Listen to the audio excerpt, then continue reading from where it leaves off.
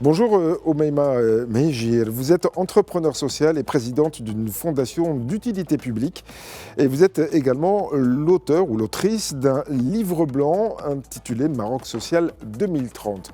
Merci d'être en direct avec nous sur Média TV dans cette édition matinale pour parler de ce livre blanc qui a été présenté hier soir à Casablanca et qui doit ou qui pourrait peut-être servir justement de base de réflexion. N'oublions pas que 2026 est une année électorale ici au Maroc et pourquoi pas y réfléchir aussi à base de votre ouvrage. D'abord, ce livre blanc, c'est d'abord un constat sur la situation sociale de notre pays. Tout à fait. Merci infiniment, Rachid, de me recevoir. Effectivement, le Maroc social 2030, c'est un ouvrage, mais effectivement, c'est un projet de feuille de route nationale pour une vision réaliste et réalisable pour rebondir sur le momentum actuel et réaliser un certain nombre de choses au cap de 2030.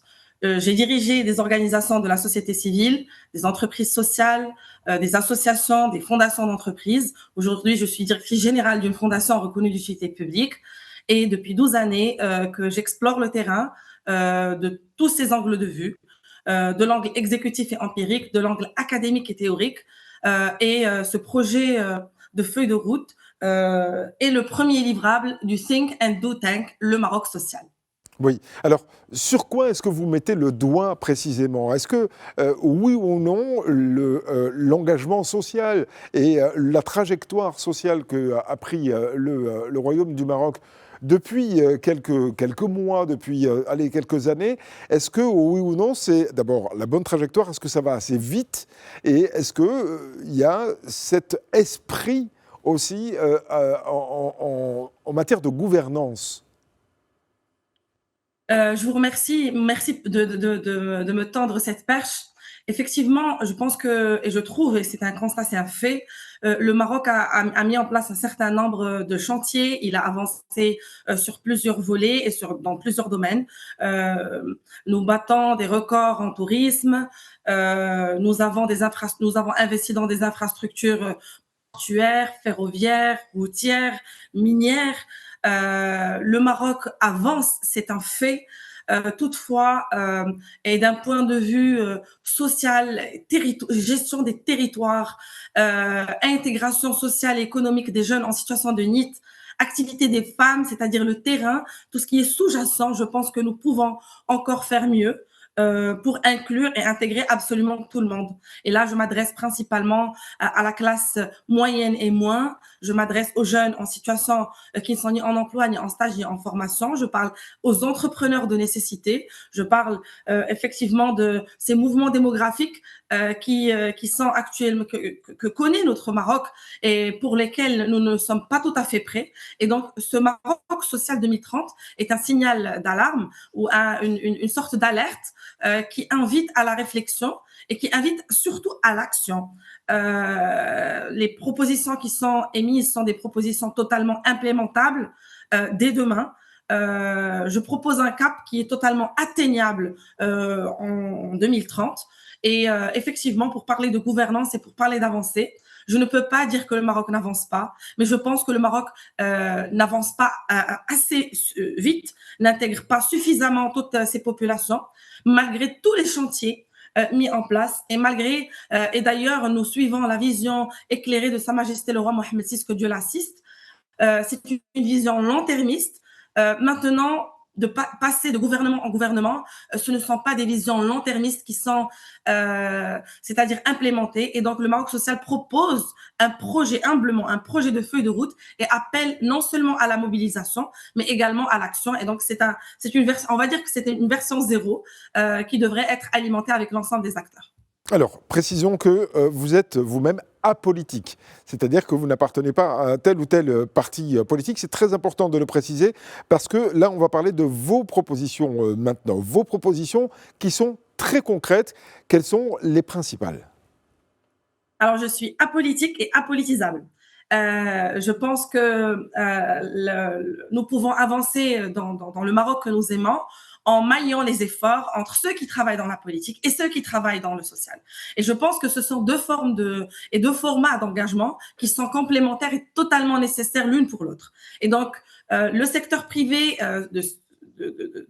c'est-à-dire de son point de vue et de l'emplacement où il peut apporter des résultats, le secteur associatif, là où je suis et là où je sais faire et là où j'aime être, nous avons des choses à apporter et nous sommes aujourd'hui, et nous avons vu ça avec le CNMD, le Maroc fait faire et le CNMD recommande de faire faire par le tissu associatif, et c'est-à-dire les partis politiques et les élus, etc.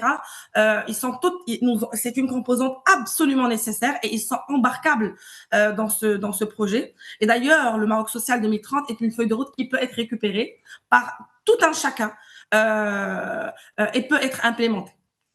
Oui. Alors, très concrètement, parce que c'était ça ma question, très concrètement, qu'est-ce que vous proposez par exemple, pour les jeunes ceux que vous avez appelés les NEET, qu'on appelle régulièrement les NEET, ces jeunes qui quittent l'école sans aucune formation et sans aucune perspective non plus, qu'est-ce que vous proposez pour eux, très concrètement? Qu'est-ce qu'il est possible de faire, disons, assez rapidement, sachant qu'ils sont très, très nombreux? Tout à fait. Alors, ce projet de feuille de route propose des solutions implémentables. J'organise et je structure, si vous voulez, ma réflexion et cette feuille de route à partir de 4 signaux d'alarme. Et je vais vous expliquer comment j'ai structuré, c'est-à-dire la réflexion collective, comment j'ai structuré la réponse à ces 4 problématiques. D'abord, la classe moyenne est en train de s'effriter. Ensuite, les mouvements démographiques que connaît notre pays, nous sommes en train de passer d'un modèle social de la famille élargie au modèle social de la famille atomique. Toutefois, cette famille élargie, elle constituait ce Maroc social jadis, et ce fut un temps. Ce modèle-là, la grande maison ouverte où habitaient les parents, les grands-parents, les fils, les neveux, les cousins, les cousines, c'était en fait le premier filet de sécurité sociale, c'était la première caisse de retraite, c'était les premiers services de gériatrie, c'était les premiers services d'assistance maternelle et une forme de solidarité dans la famille et également dans les quartiers. Les mouvements démographiques que connaît notre pays font qu'aujourd'hui, nous sommes en train de partir dans un modèle social et sociétal qui est différent et qui, toutefois, les politiques publiques n'ont pas accompagné ces mouvements démographiques.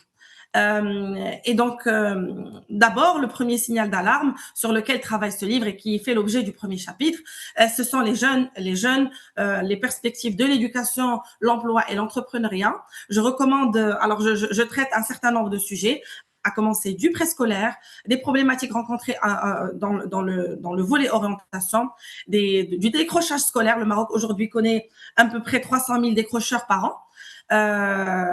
C'est un constat, c'est un fait. Il essaie aujourd'hui de mettre en place des politiques pour y répondre, à savoir, et entre autres, les écoles de la deuxième chance et les écoles de la deuxième chance nouvelle génération. Et donc, je propose des recommandations pour mieux articuler ces E2CNG, pour qu'elles soient non seulement fluides dans leur implémentation et qu'il n'y ait pas des contradictions abyssales sous-jacentes c'est-à-dire que j'ai vécu moi-même en implémentant plusieurs académies et écoles de la deuxième chance, nouvelle génération, car elles permettent de résorber ces jeunes décrocheurs, mais également je propose également un modèle de VAE, par exemple, la validation des acquis d'expérience, afin d'intégrer tous les jeunes qui connaissent, qui savent faire quelque chose. Nous avons des mécaniciens qui savent faire de la mécanique, mais qui n'ont jamais été à l'école ou qui n'ont jamais été en entreprise de manière formelle et ils n'ont pas de diplôme et ils ne sont pas facilement intégrables dans le système de manière digne et de manière durable. Je parle également et j'aborde le sujet de l'entrepreneuriat et l'entrepreneuriat de nécessité. J'attire une sonnette d'alarme au projet de loi qui est en instance depuis, j'imagine, 2016 et qui concerne l'économie sociale et solidaire, le statut d'entreprise sociale aujourd'hui au Maroc est non seulement nécessaire, mais nous en avons absolument besoin afin d'implémenter et impulser l'innovation entrepreneuriale dans le domaine social. Et donc, pour chacune des sous-problématiques que je propose, il y a un constat exécutif académique théorique, et je me base énormément sur les constats du Conseil économique, social et environnemental, de certains rapports de la Banque mondiale qui concernent le Maroc, et bien évidemment le Haut Commissariat au plan, entre autres rapports et documentations existantes, et bien évidemment des constats terrain. Donc, sur ce chapitre-là, des jeunes en situation, c'est-à-dire de l'accompagnement des jeunes, je propose un maillage et des solutions complètement implémentables. Donc, je parlais là de la VAE et je voudrais également proposer un certain nombre de réformes dans ces deux de CNG afin d'accompagner les NEET du statut de Not in Employment, Education or Training au statut de NEO-NEET, c'est-à-dire la Next Generation of Entrepreneurs, Educators and Transformers. Ceci à titre d'exemple. Oui. Je ne sais pas si tu veux c'est vraiment... Oui, non, enfin, on peut pas non plus lire tout votre ouvrage là ce matin. Malheureusement, le temps nous est compté. Mais simplement, bon, il y a les jeunes, mais il y a aussi une préoccupation à propos des femmes. On sait que les femmes au Maroc sont sous-employées. Là aussi, vous avez un certain nombre de recommandations. Effectivement, c'est ce que je voulais effectivement étaler. Aujourd'hui, le Maroc connaît au rang des femmes un faible taux d'activité. Le Maroc a connu en 2000, dans les premières années de l'an 2000, 2002, un taux d'activité des femmes qui était relativement haut, à savoir 8% à peu près de taux d'activité des femmes. Ce taux d'activité est en tendance baissière et aujourd'hui, nous constatons en 2025, c'est-à-dire les chiffres récents de 2025, le taux d'activité des femmes aujourd'hui est de 19,1. Alors, 19,1% des femmes en situation d'activité, ce sont des femmes en emploi formel, en emploi informel, en entrepreneuriat formel, en entrepreneuriat informel de nécessité, mais également les femmes en situation de chômage et en recherche active d'emploi. Cela reste un très faible taux qui, malheureusement, a un coût. Il a un coût pour notre PIB national, il a un coût pour notre PIB par habitant et il a un coût pour notre budget annuel. Ça représente plusieurs milliards de dirhams que nous perdons chaque année à ne pas permettre une articulation possible pour les femmes et pour qu'elles puissent intégrer le marché de l'emploi, non pas d'un regard sociétal, social, culturel que la femme ne devrait pas aller au travail. Je pense que nous ne sommes presque plus là aujourd'hui, mais ce sont les politiques publiques qui devraient mieux accompagner cette intégration.